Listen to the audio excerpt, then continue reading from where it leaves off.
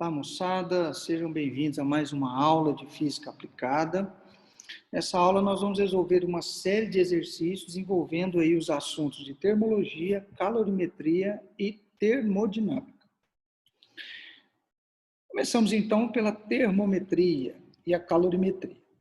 Bem, o primeiro exercício, ele é, na verdade, uma transformação, de unidades entre escalas termométricas.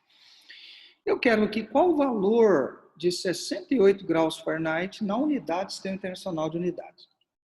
Muito bem, o que é o Sistema Internacional de Unidades no que diz respeito à temperatura? Esse Sistema Internacional de Unidades é a escala Kelvin. Logo, o que o exercício propõe é que nós façamos uma transformação entre graus Fahrenheit e graus Kelvin.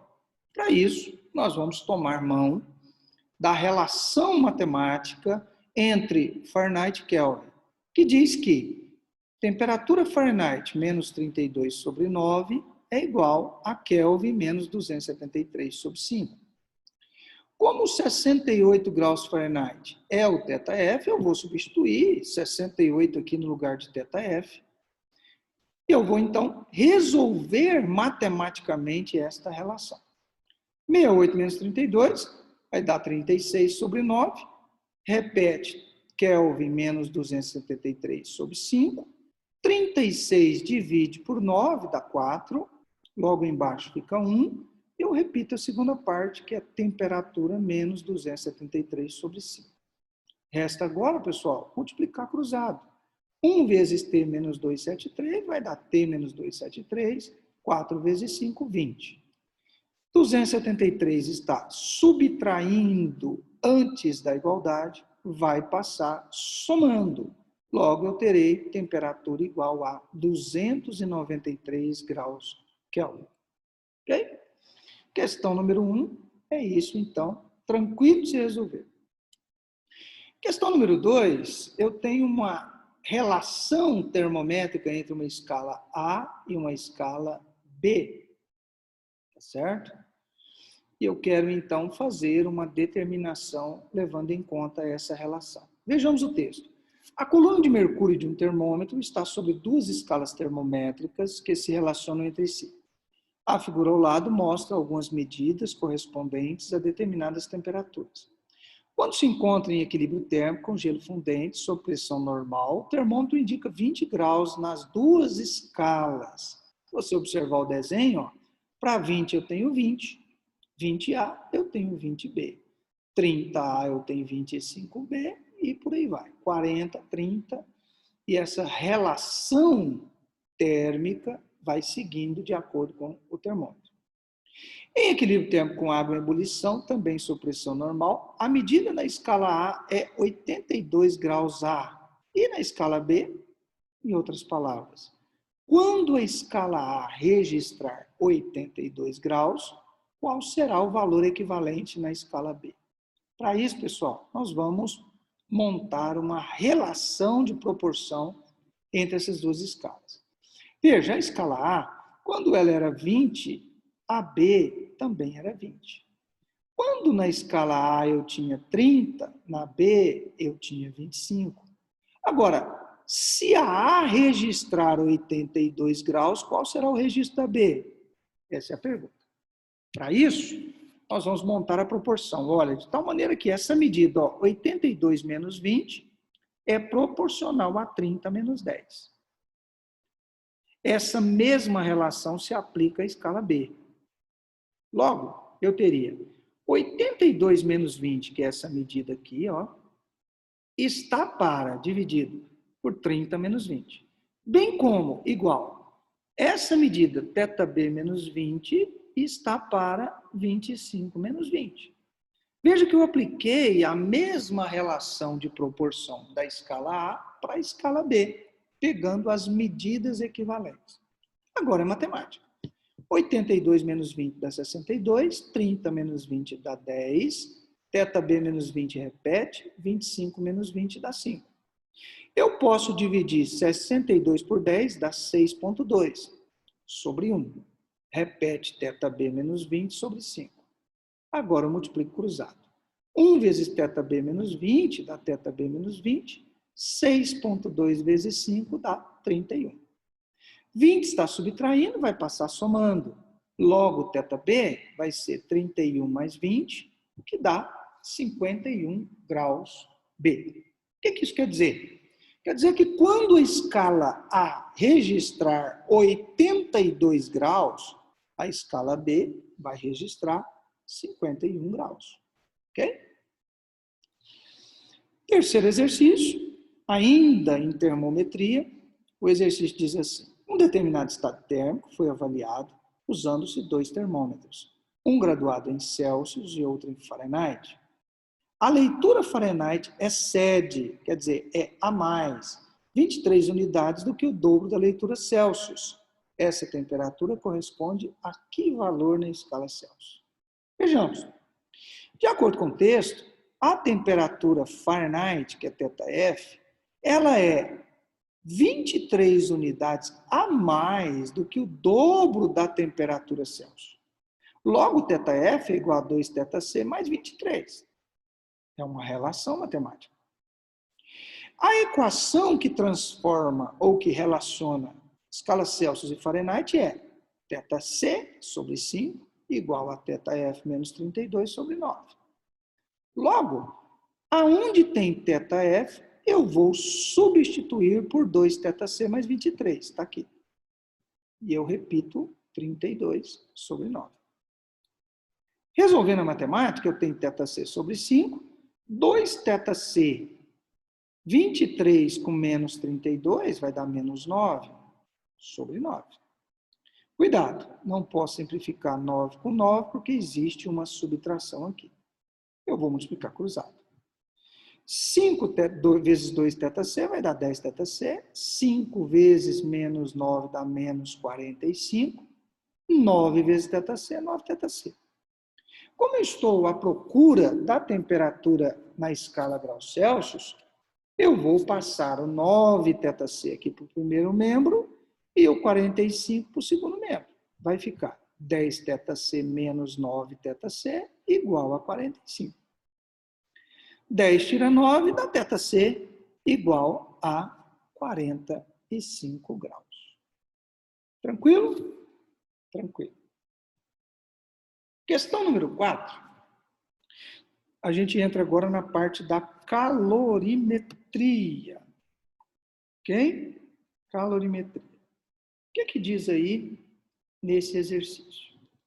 São dados calor específico sensível do gelo, 0,5 caloria por grama grau Celsius. Calor específico latente de fusão do gelo, que é 80 caloria por grama. Calor específico sensível da água, que é 1 caloria por grama grau Celsius.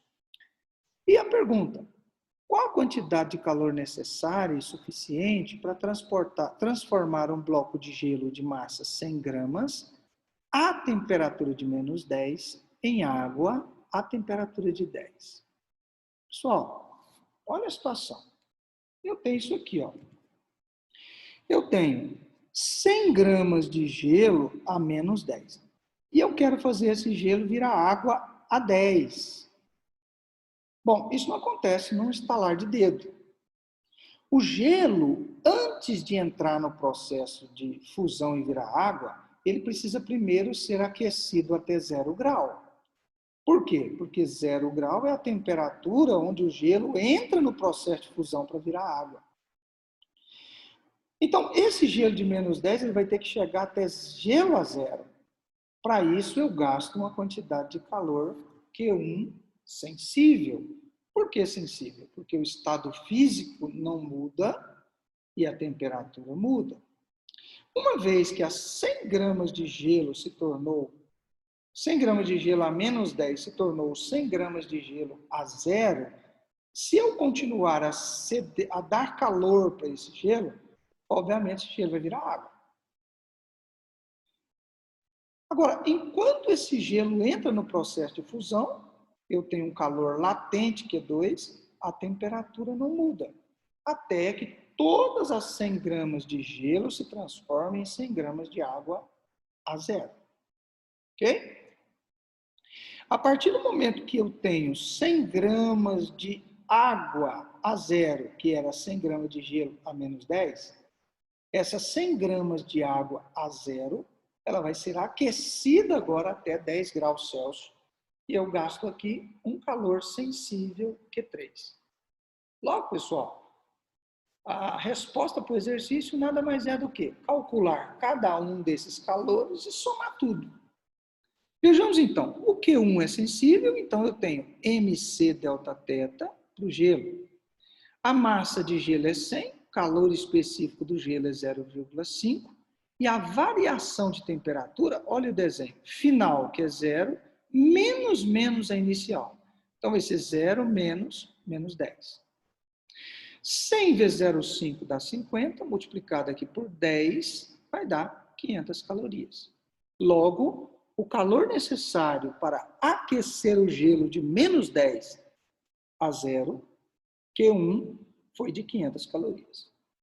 Agora que todo o gelo estava a menos 10 e agora está a 0, ele entra em processo de fusão. Logo, Q2 é um calor latente.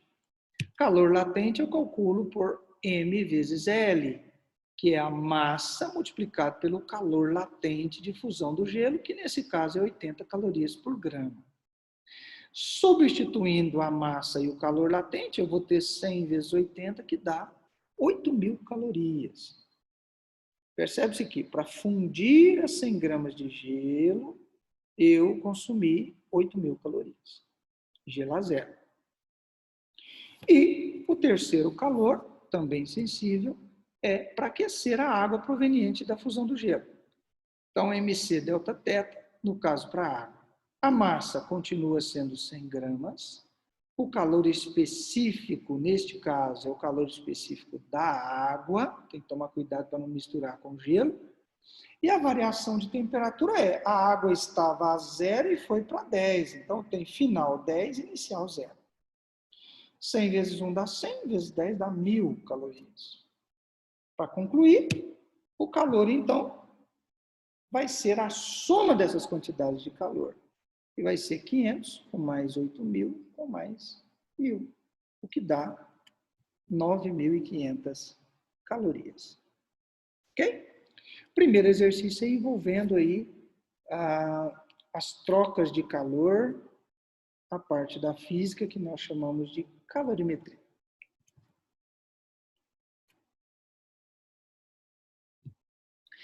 O exercício número 5 é um gráfico, ok?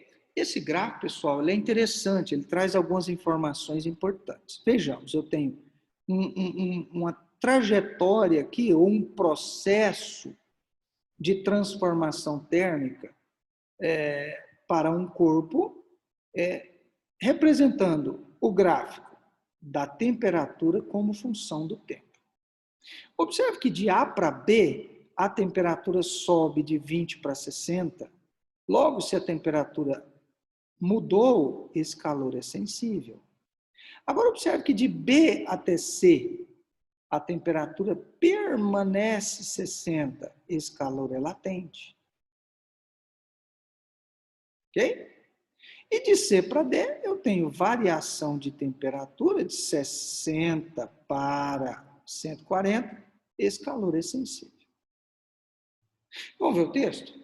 O gráfico a seguir dá a temperatura de um corpo em função do tempo. O corpo inicialmente estava no estado sólido e sua massa é 100 gramas. A fonte de calor que aquece fornece 400 calorias por minuto. Calor específico latente fusão da substância em caloria por grama é igual a A. Eu quero saber quanto que é o LF desse corpo.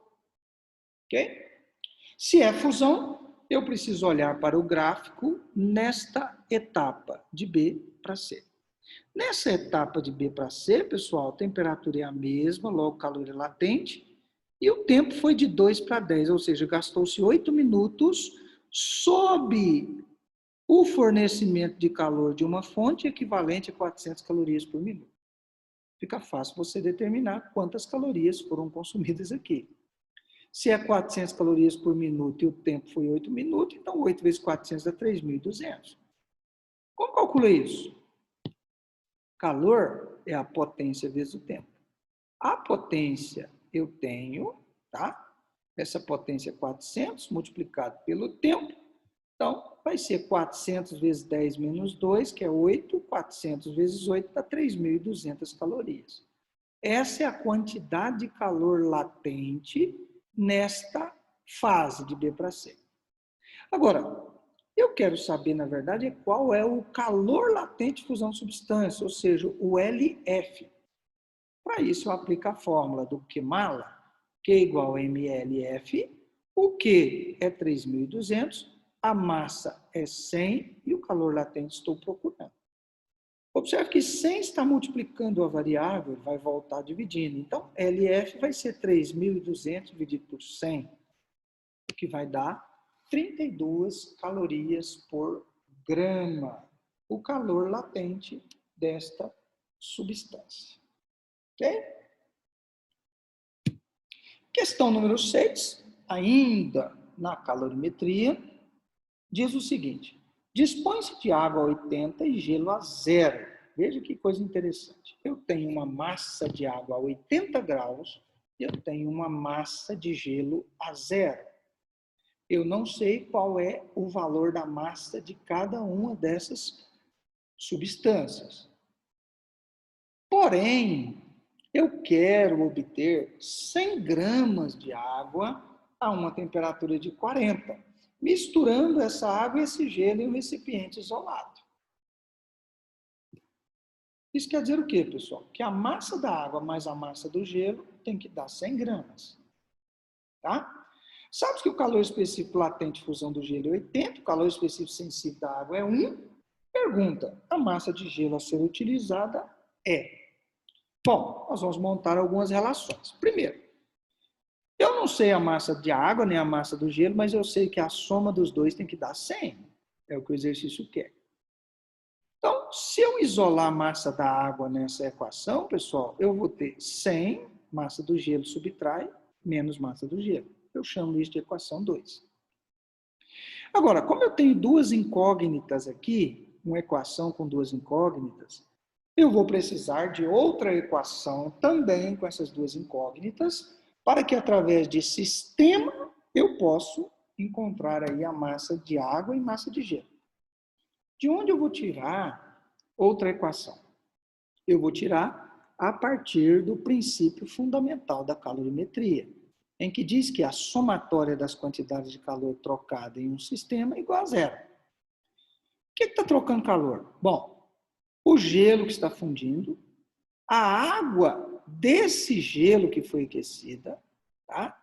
E a água que estava inicialmente a 80 graus, que foi colocada em contato com o gelo para chegar em 100 gramas na temperatura de 40. Beleza? Então, como fica isso? Ó, o que de fusão do gelo? É latente, ml. O que da água do gelo? Bom, é o gelo que fundiu virou água. Tá certo?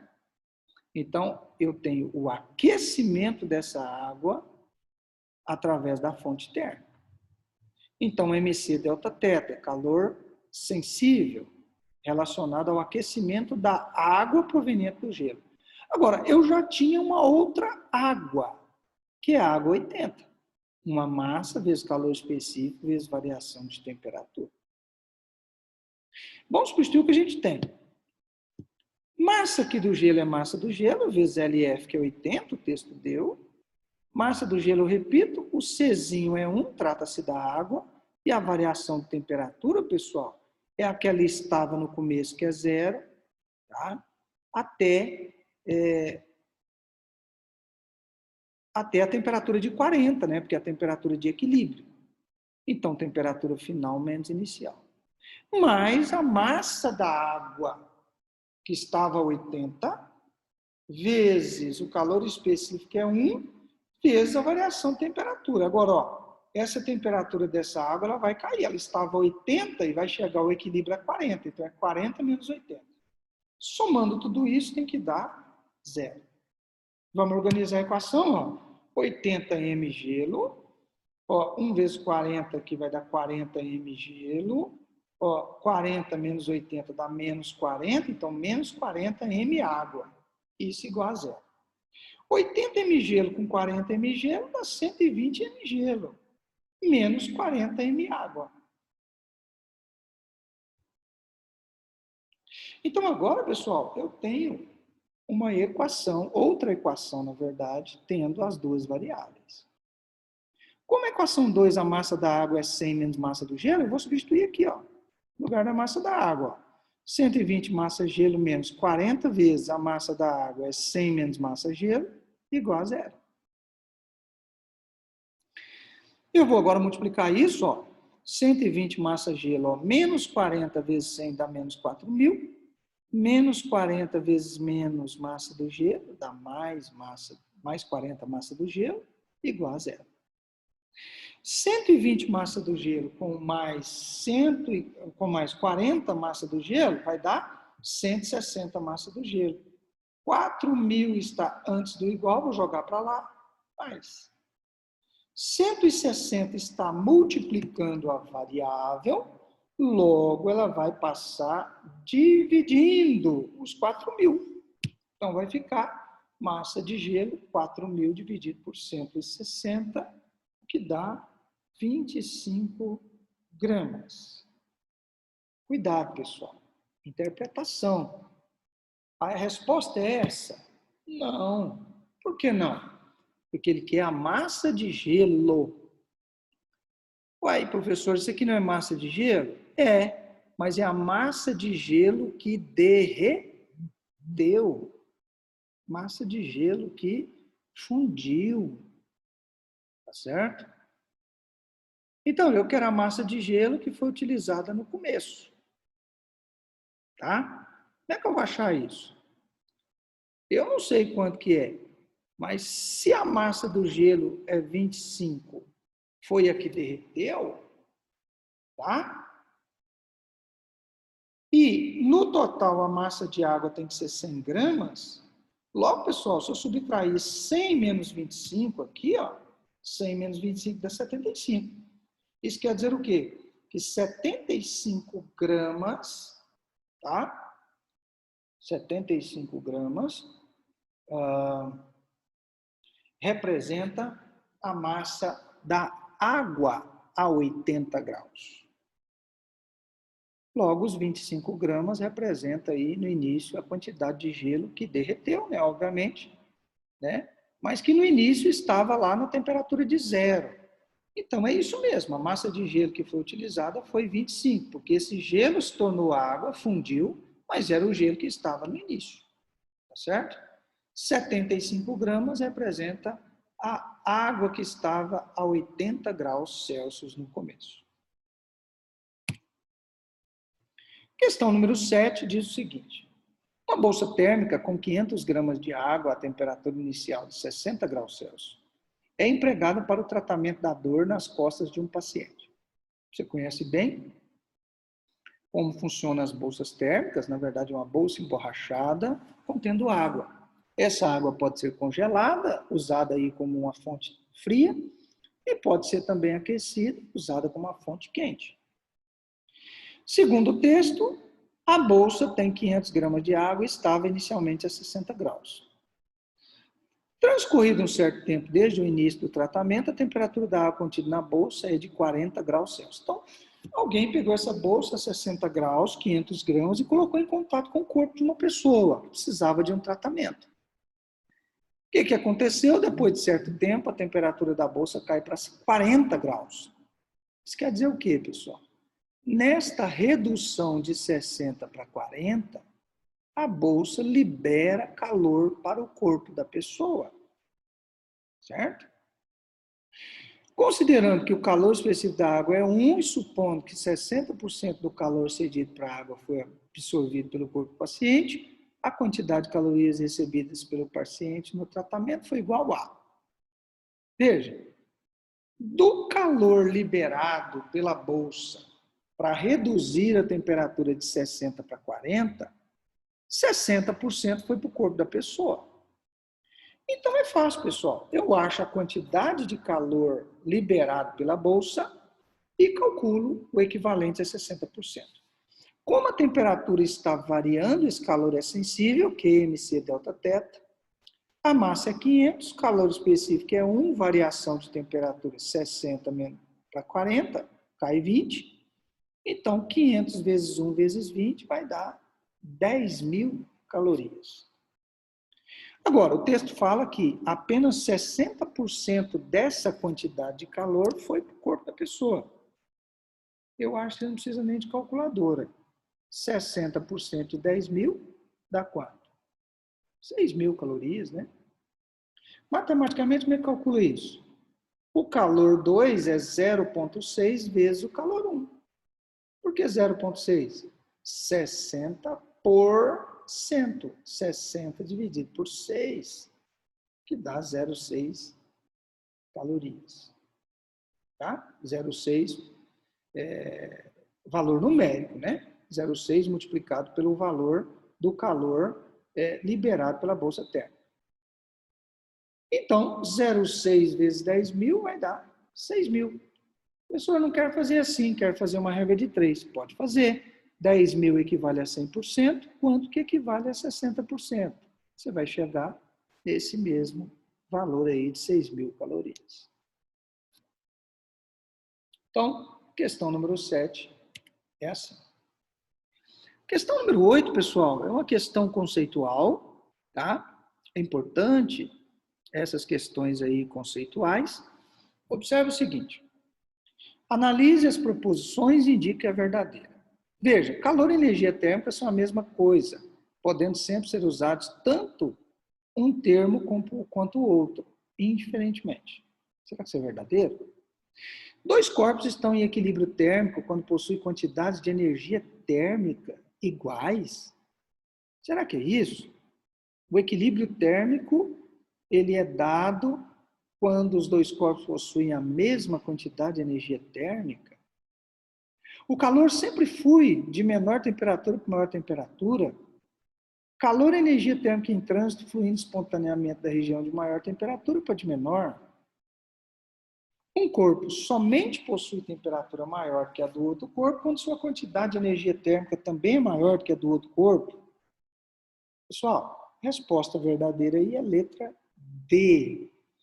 Definição clássica de calor. Energia térmica em trânsito motivada por uma diferença de temperatura. Por que a A está errada? A A está errada porque calor e energia térmica não são a mesma coisa. Calor é energia térmica em trânsito, o que está na letra D. Dois corpos estão em equilíbrio térmico quando possuem quantidades de energia igual, energia térmica igual? Não, pessoal. Os corpos estão em equilíbrio térmico quando a temperatura é igual. O calor sempre flui de menor temperatura para maior temperatura? De modo algum, é o contrário. O calor ele flui do mais quente para o menos quente. E letra E, um corpo somente possui temperatura maior que a de outro quando sua quantidade de energia térmica também é maior que a do outro? Não. Temperatura, pessoal, está ligado com o estado de agitação térmica das partículas de um corpo, certo? Então, quanto mais quente for o corpo, maior é o estado de agitação térmica. Então, isso está relacionado com a energia cinética das partículas e não com a energia térmica propriamente dita. Então, a resposta verdadeira aí é a letra D. A afirmação verdadeira é a letra D.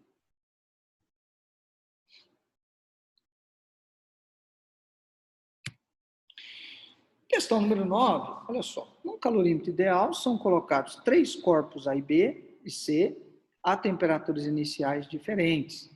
Após certo tempo, quando os corpos atingiram o equilíbrio térmico, verifica-se que a temperatura de A e B aumentaram. Assim, podemos concluir. Bem, pessoal, então, se a temperatura de A e B aumentaram, foi porque eles receberam calor de alguém. E esse alguém só pode ser o C. Se o C cedeu calor para A e B, logo a temperatura de C ela diminui.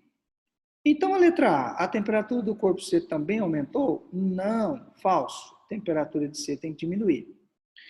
B, o corpo C recebeu o calor do corpo A e recebeu o calor do corpo B? Não. Se A e B aumentar a temperatura, é que o C tem que ter dado calor para eles. Então, o corpo C não recebeu calor. Cedeu. C, o corpo C cedeu calor para o A e recebeu calor de B? Não, ele cedeu calor para o A e também para o B. Letra D, o corpo permanece com a mesma temperatura que tinha no início? De modo algum. E letra E, a temperatura do corpo C diminuiu. Essa é a nossa resposta correta. Letra E, temperatura do corpo C diminui. E a questão número 10, para encerrar essa primeira parte aí, que é termometria e calorimetria, o exercício diz assim: um copo de capacidade térmica desprezível tem inicialmente 170 centímetros de água a 20. Observe, pessoal, 170 centímetros cúbicos de água a 20, você vai lembrar que, ó, se a densidade da água é 1 grama por centímetro cúbico, logo 170 centímetros cúbico de água equivale a 170 gramas. Então, tem 170 gramas de água a 20 graus. Para resfriar a água, colocam-se algumas pedras de gelo de massa 100 gramas com temperatura de menos 20. Então, veja só, você vai jogar em cima dessas 150 gramas de água 100 gramas de gelo a menos 20. A água está inicialmente a 20. Desprezando perda de calor com o ambiente, sabendo que após o intervalo de tempo há equilíbrio térmico entre água líquida e gelo, a massa de gelo remanescente no copo é. Veja, pessoal, dado importante. Se há equilíbrio térmico entre água líquida e gelo, só existe uma possibilidade de você ter água e gelo em equilíbrio. A temperatura final tem que ser 0 graus Celsius. Tá? Então, eu já sei que a temperatura de equilíbrio é 0 grau. Logo, o calor trocado entre eles, a soma tem que dar 0. Calor cedido por um, mais o recebido por outro, tem que dar 0. Tá? Bom, quem cede calor? É a água que estava a 20.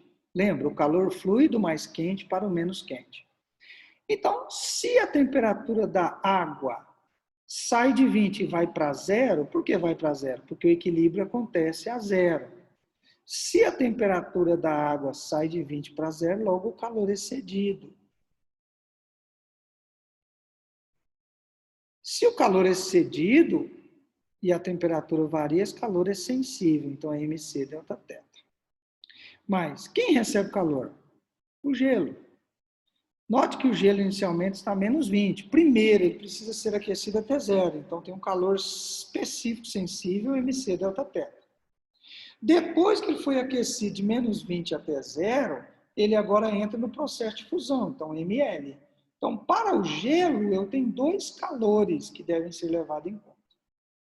O do aquecimento dele de menos 20 para 0 e da fusão desse gelo, ou parte desse gelo, obviamente, né, já que tem gelo remanescente, então nem todo o gelo vai fundir, tá? A soma disso tudo tem que dar 0. Substituindo os valores, pessoal, ó, massa de água 170, calor específico 1, temperatura final da água vai ser 0, a inicial é menos 20, mais massa do gelo utilizado 100 gramas, vezes o calor específico aqui é do gelo, 0,5, ok? Multiplicado pelo calor latente, né? Então, a massa de gelo vezes 80. Então, veja, ó, eu tenho 100 de massa de gelo, calor específico 0,5, variação de temperatura final 0, menos a inicial, já que ela é negativa. Então, esse calor aqui é o sensível, mais 80 M, ou M vezes 80, que é o calor latente. Matemática, pessoal, ó, 170 vezes 1 vezes 20 dá 3.400. 100 vezes 0,5 dá 50, vezes 20 dá 1.000, mais 80 m. 3.400 com 1.000 vai dar 2.400, passa para lá positivo. 80 está multiplicando, passa dividindo. Então, 2.400 dividido por 80 dá 30 gramas. Agora, aqui que eu preciso tomar cuidado, né? Cuidado que eu chamei a atenção no exercício anterior do gelo, mas lá não tinha problema, porque era gelo mesmo, tá? Mas agora presta atenção. Eu tinha 100 gramas de gelo. 30 gramas de gelo, esse valor aqui, ó, é o gelo que derreteu. Lá também era o gelo que derreteu. Só que o gelo que derreteu era o gelo que usou no início, então continuava sendo a mesma coisa. Agora observe que se eu tinha 100 gramas de gelo e 30 gramas derreteu, logo o remanescente que ele está querendo saber é 100 menos 30, que dá 70 gramas. Então tem que tomar cuidado, porque esses 30 gramas aqui representam o que derreteu. E ele quer saber o gelo que sobrou. Então, 70 gramas é aí a massa de gelo que ficou, vamos dizer, boiando lá na sua mistura, né? Ali em equilíbrio. Água e gelo em equilíbrio a 0 graus Celsius. Ok? Muito bem, pessoal. Então, a gente encerra aqui essa primeira parte relacionada aí à termometria, tá certo? E a calorimetria. E agora nós vamos entrar aí na termodinâmica. Estuda aí, pessoal, na verdade, a relação entre calor e trabalho, né? Então, é o nosso objetivo agora. Vamos ver o primeiro experimento, primeiro exercício. Um laboratório químico descartou um frasco de éter, sem perceber que em seu interior havia ainda um resíduo de 7,4 gramas. Parte no estado líquido, parte no estado gasoso. Esse frasco de 0,8 litros de volume fechado hermeticamente foi deixado sob o sol e, após certo tempo, atingiu temperatura de 37 graus. Valor acima da temperatura de ebulição do éter. Se todo o éter no estado líquido tivesse evaporado, a pressão dentro do frasco seria... Veja, pessoal, eu tenho 7,4 gramas de éter, cuja massa molecular é 74 gramas, tá? Que vai atingir uma temperatura de 37 graus, acima da ebulição, logo vai entrar no estado de vapor, gasoso, estado gasoso. E ele quer saber a pressão dentro do frasco, nessas condições.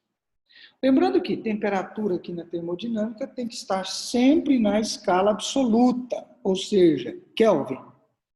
Para isso, eu somo esse valor com 273. Ok? Kelvin é Celsius somado com 273. Como resolver isso? Aplicando, pessoal, a equação de Clapeyron. Lembra, a equação de Clapeyron, PV igual a nRT, quando eu tenho quantidade de mol, ou mRT sobre massa molecular, quando eu tenho as massas, que é o caso desse exercício. Logo, eu vou pegar a segunda equação e substituir os valores. Ó. Pressão vezes o volume, que é 0,8, tem que estar em litro, viu? Igual 7,4, que é a massinha de éter, vezes a constante universal dos gases, que é 0,08, vezes a temperatura na escala absoluta, que é 37, somado com 273, que dá 310. Dividido pela massa molecular, que é 74. Agora a matemática, né, pessoal? Ó, P, então, vai ser, ó, 7,4 vezes 0,08 vezes 310 dá 183,52. Ó, eu quero o P, então eu vou isolar o P aqui, mas o 0,8 vai multiplicar 74. Isso dá 59,2. Logo, dividindo esse valor, eu vou ter uma pressão equivalente a 3,1 atmosfera. Essa é a resposta para a nossa questão. A pressão dentro do frasco será de 3,1 atmosfera. Questão número 2, olha só. Pretende soltar um balão meteorológico hermeticamente vedado para coletar dados atmosféricos em altitudes bastante elevadas.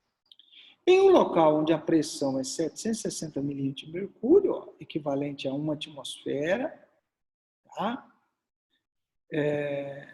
Experimento de Torricelli, lembra? O volume do gás no seu interior é 1.200 litros a 27, tem que transformar essa temperatura. Nessas condições, sabendo que R é igual a 0,080 atmosfera litro mol Kelvin, determine o número de mol do gás no balão. Pessoal, equação de Clapeyron para a letra A, né? Como eu quero o número de mol, eu vou usar PV igual a nRT. Pressão é 1, volume 1.200, N eu estou procurando, R é 0,080, e a temperatura, pessoal, ó, 27 somado com 273 para virar litro. Ó, para virar Kelvin. 27 mais 273. Matemática. 1 vezes 1.200 dá 1.200. 0,08 vezes 300, tá? Vai dar 24. Esse 24 está multiplicando o N, vai passar dividindo o 1.200, o que dá 50 mols de gás nessa situação. A letra B, ele quer saber o seguinte, ó, o novo volume do balão, quando ele chegar a uma altitude que a pressão extrema cai para 400 milímetros de mercúrio e a temperatura para menos 73 graus. Veja, agora eu quero saber o novo volume. O que eu vou fazer? Aplicar a equação geral dos gases. P1V1 sobre T1, que é o estado inicial do gás, igual a P2V2 sobre T2, que é o estado final do gás. Eu tenho essas informações. Ó. Pressão 1 é 1 atm, volume 1 é 1.200, temperatura T1 é 27 mais 273. Pressão P2, veja, eu tenho, é 400 milímetros de mercúrio, mas eu tenho que transformar em atmosfera. Como é que eu faço isso? Divide por 760 vezes V2.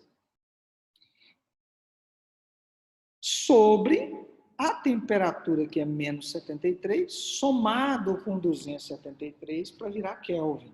Vamos à matemática. 1 vezes 1.200, 1.200, aqui embaixo dá 300. Aqui, pessoal, ó, 400 vezes V2 dá 400 V2, sobre 760, que embaixo subentende 1, 760. Dividido por menos 73 com 273 dá 200. Debaixo de 200 não tem nada, subentende 1. Por que é importante isso, pessoal? Porque eu tenho uma divisão de fração. Para dividir uma fração por outra fração, eu pego a primeira e divido pelo inverso da segunda. Ok? Vai ficar assim, ó. 1.200 dividido por 300 dá 4. 400 V2 sobre 760 vezes o inverso da segunda fração, que era 200 sobre 1, fica 1 sobre 200. Posso simplificar 400 com 200, ó, que vai dar 2. Então, vai ficar 4 igual a 2V2 sobre 760, isso aqui sobra. Eu posso simplificar ainda 4 com 2. Ó, de cá vai dar 2. Logo, pessoal, ó, 2 igual a V2 sobre 760. Multiplicando cruzado, V2 vai ser 2 vezes 760, que é 1.520 litros. Bem, pessoal, então o terceiro exercício, um exercício que você vê aqui, que é um exercício gráfico, tá? Esse exercício, ele mostra um gráfico que representa a pressão em função do volume em litro. Veja que a pressão está em Newton por metro quadrado, sistema internacional, e o volume está em metro cúbico, que também é um sistema internacional. Gráfico, pressão versus volume, primeira coisa que precisa vir em mente, o trabalho é numericamente igual à área da figura delimitada. Nesse caso aqui é um retângulo. Então, eu posso achar o trabalho pela área da figura. Essa é a primeira impressão que eu tenho quando olho para um gráfico PV. Vamos ao texto. No interior de um recipiente cilíndrico rígido, certa quantidade de gás ideal sofre por meio de um pistão uma compressão isobárica, representada no diagrama. Observe, pessoal, ó, a compressão ela é claramente visível aqui, ó, já que o volume diminui de 5 para 2, ó, a setinha está para a esquerda. Então, havendo uma compressão. Na compressão isobárica, observe que a pressão é constante, tá? A pressão é a mesma, portanto, é uma compressão isobárica. Sabemos que o êmbolo se desloca 20 centímetros, o modo do trabalho realizado no processo e a intensidade da força que o gás exerce sobre o pistão valem respectivamente. Então, eu quero encontrar o trabalho e a força aplicada ao pistão, que faz com que o êmbolo desloque aí, né, se comprima ou comprima o gás de 5, 10 a menos 4 metros cúbicos para 2, 10 a menos 4 metros cúbicos. Bom, o trabalho eu posso achar de duas formas, pela área ou simplesmente por P delta V. Você vai lembrar que trabalho é igual a pressão vezes a variação de volume. Pressão é 4, 10 a quinta, vocês tomam cuidado com a potência, multiplicado pela variação de volume. Ó, de 2 para 5, ou 5 para 2, variou 3. 3 vezes 10 a menos 4, olha a potência. Multiplicando isso, pessoal, eu vou encontrar 12, 4 vezes 3, 12, 10 a quinta com 10 a menos 4 dá 10 a 1, o que dá 120 joules. Esse é o trabalho realizado aqui. Bom, para encontrar força, eu vou lembrar que trabalho é força vezes o deslocamento. O trabalho eu tenho é 120, a força eu quero, e o deslocamento do êmbolo foi os 20 centímetros, que em metros é 0,2. Se 0,2 multiplica F, ele vai voltar dividindo 120. Então, 120 dividido por 0,2, eu tenho uma força equivalente a 600 newton. Certo? Fechamos, então, esse terceiro exercício, determinando o trabalho e a força. Quarto exercício é um exercício também gráfico. Observe, relacionando pressão, note tem uma potência de 10 a terceira, Newton por metro quadrado, sistema internacional, tá ok? E o eixo horizontal representa volume. É um gráfico PV. De novo, a área da figura me dá o trabalho. Todavia, pessoal, esse volume está em litro. Eu vou ter que transformar esses litros em metro cúbico. Você vai lembrar que 1 metro cúbico tem 1000 litros. Então, eu consigo fazer uma conversão aí fácil. Tá? Vamos ler o texto. Uma dada massa de gás perfeito sofre transformação de A para B. Observe, de A para B, eu tenho uma pressão em A6, em B eu tenho uma pressão 2. Então, a pressão está variando. Em A eu tenho um volume 1, em B eu tenho um volume 5, o volume também está variando. O volume varia, pessoal, então existe trabalho. Volume constante, não tem trabalho. Sabemos que durante a transformação o gás recebeu 22 joules de calor. Olha, a energia fornecida para esse sistema é o Q, a quantidade de calor, vale 22 joules. Podemos afirmar que a variação de energia interna foi D. Bem, pessoal, você vai lembrar aí da termodinâmica que calor é igual a trabalho mais variação de energia interna. Logo, como eu já tenho o calor, para achar a variação de energia interna eu preciso do trabalho. Logo, primeiro passo meu é encontrar o trabalho. Eu vou achar esse trabalho pela área da figura. Note, essa figura aqui, ó, é um trapézio que está deitado, tá? A área do trapézio é base maior mais base menor vezes a altura dividida por 2. Eu tenho que lembrar que 1 litro equivale a 1 decímetro cúbico, que é 10 a menos 3 metro cúbico, tá? Ou 1 metro cúbico é 1000 litros, o que vai dar a mesma coisa. Logo, para transformar litro em metro cúbico, é só acrescentar a potência de 10 a menos 3 na frente, que isso vira metro cúbico automaticamente. Vamos lá, figura. Base maior é essa medida aqui, ó, que vai de 0 a 6, 10 a terceira. A base menor vai aqui de 0 a 2, que é o Bzinho, e a altura vai de 1 a 5. Ok? Substituindo isso na fórmula, então, eu vou ter, ó, base maior, 6 vezes 10 a terceira, está aqui, mais base menor, que é de 0 a 2, 2, 10 a terceira, isso multiplicado pela altura, que vai de 1 até 5, então dá 4. 10 a menos 3, pessoal, para converter o litro em metro cúbico, dividido por 2 da fórmula. Fazendo a continha, eu vou obter 16 joules de trabalho. Ora, eu quero a variação de energia interna. Então, vou lembrar que a primeira lei da termodinâmica diz que calor é igual a trabalho mais variação de energia interna. É o princípio da conservação da energia aplicada à termodinâmica. Calor eu tenho que é 22, trabalho eu achei que é 16, o ΔU eu vou encontrar, subtraindo 22 menos 16. 22 menos 16 dá 6 joules. Determinamos, então, a variação da energia interna nesse sistema. Questão número 4. Vamos com a questão número 5. Observe que eu tenho um cilindro contendo uma amostra de gás perfeito a temperatura ambiente, é vedado por um êmbolo que pode deslizar livremente sem qualquer atrito. Observe a figura. Olha, você tem lá um cilindro, o êmbolo é essa tampinha cinza aqui, ó. E aqui dentro você tem um gás confinado aqui dentro, volume inicial e temperatura inicial. Então, se esse gás for aquecido, pode haver uma expansão. Se houver uma compressão desse gás, pode haver variação nas variáveis de estado. Então, o nosso desenho inicial é esse. O volume inicial ocupado pelo gás é V0. Então, V0 aqui é o volume inicial. E a pressão exercida sobre ele pelo êmbolo e pela coluna de ar acima dele é igual a 12 newton por centímetro quadrado. Então, existe uma pressão aqui sobre esse êmbolo, obviamente, externa, equivalente a 12 newton por centímetro quadrado. Agora, eu tenho uma outra situação. Colocando-se sobre o êmbolo, cuja área é de 100 centímetros quadrados, então, o êmbolo aqui tem uma área de 100 centímetros quadrados, eu coloco sobre esse êmbolo um corpo de massa 40 quilos. Você vai lembrar que tudo que tem massa tem peso. 40 quilogramas vezes 10, que é a gravidade, vai dar um peso de 400 newtons.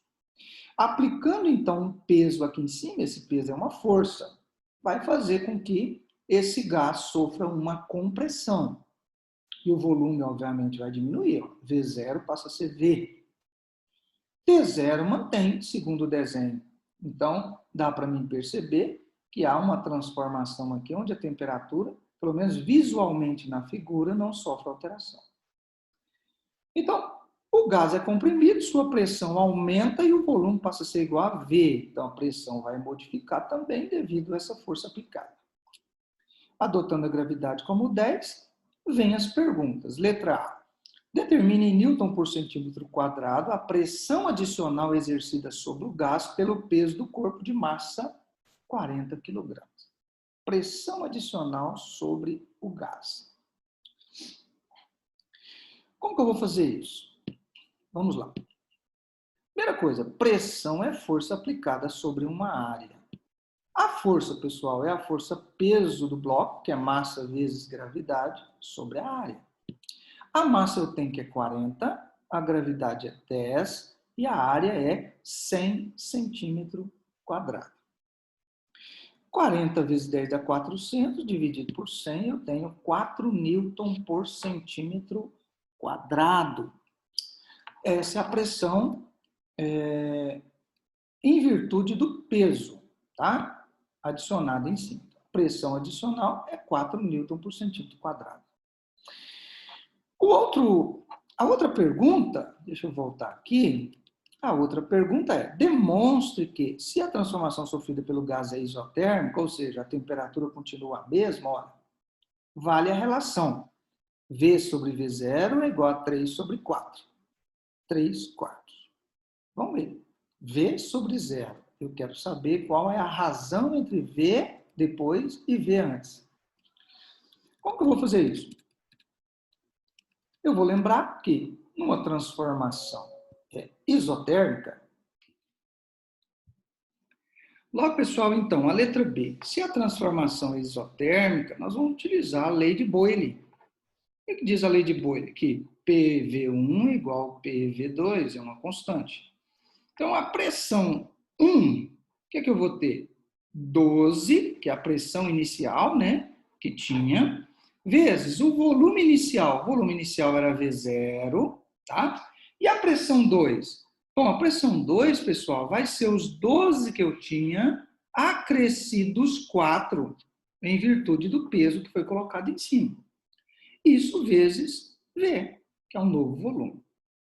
Note que, de acordo com a proposta da questão, olha o que ele quer que a gente prove, que V sobre V0. Então, eu preciso fazer o V ficar em cima do V0. Para isso, ó, V0 vai passar dividindo o V, e 4 mais 12, que é 16, vai voltar dividindo 12. Então, nós vamos ter esse trocadilho, ó. V0 sobre V, né? Ou melhor, V0 debaixo de V, e 4 mais 12, que é 16, debaixo de 12. Então, eu vou ter isso aqui, ó. V sobre V0 vai ser 12 sobre 16. Eu posso simplificar isso aqui por 4, 12 por 4 dá 3, 16 por 4 dá 4. Logo, pessoal, a razão V sobre V0, de fato, é 3/4.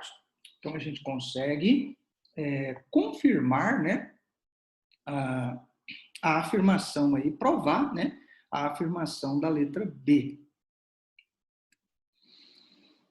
Sexto exercício, envolvendo essa parte, o exercício diz o seguinte: uma certa massa de gás perfeito é colocada em um recipiente ocupando o volume de 4 litros, sob pressão de 3 atmosferas e temperatura de 27. Lembre-se que temperatura 27 graus precisa ser convertida em Kelvin, aqui na termodinâmica. Então, eu transformo isso somando 27 com 273, transformaçãozinha básica. Sofre, então, uma transformação isocórica. O que é uma isocórica, pessoal? Isocórica é uma transformação sobre volume constante. Isocórica, isométrica ou isovolumétrica, tudo significa a mesma coisa. Sua pressão passa a 5 atmosferas. Então, veja, ó, se o volume é constante, tá? Eu tenho alteração aqui na pressão. Como que eu vou resolver isso? Olha, nessas condições, a nova temperatura do gás em graus Celsius passa a ser. Qual é o valor da nova temperatura? Bom, os dados que eu tenho é pressão 1 atmosfera, 3 atmosferas, o volume inicial é 4 litros, a temperatura inicial do sistema era 27 com mais 273, o que dá 300 Kelvin. A pressão é alterada para 5 e o volume é mantido constante, né? V2 igual a V1 igual a 4 litros. Vamos resolver isso? Olha só. Sendo a transformação isométrica, isocórica ou isovolumétrica, que quer dizer a mesma coisa, eu tenho que P1 sobre T1 igual a P2 sobre T2. Derivado lá da equação geral dos gases. P1 é 3, T1 é 300, P2 é 5 e T2 é T2, que eu quero saber. Multiplicando cruzado isso, pessoal, ó, 300 vezes 5 dá 1.500, o 3 vai passar dividindo, então 1.500 dividido por 3 dá 500 Kelvin. Essa é a resposta para essa questão. A temperatura passa a ser 500 kelvins. Agora, eu quero saber isso em Celsius. Você vai lembrar que temperatura Kelvin é Celsius com mais 273. Como a temperatura é 500 Kelvin, Celsius eu repito, mais 273. Em outras palavras, eu vou subtrair de 500, 273, o que dá 227 graus Kelvin. Essa é a nossa resposta em unidades de graus Celsius. A temperatura de 500 Kelvin corresponde a 227 graus Celsius. Ok? Encerramos por aqui, então, pessoal, mais essa série de resolução de exercícios e até a nossa próxima aula. Grande abraço a todos.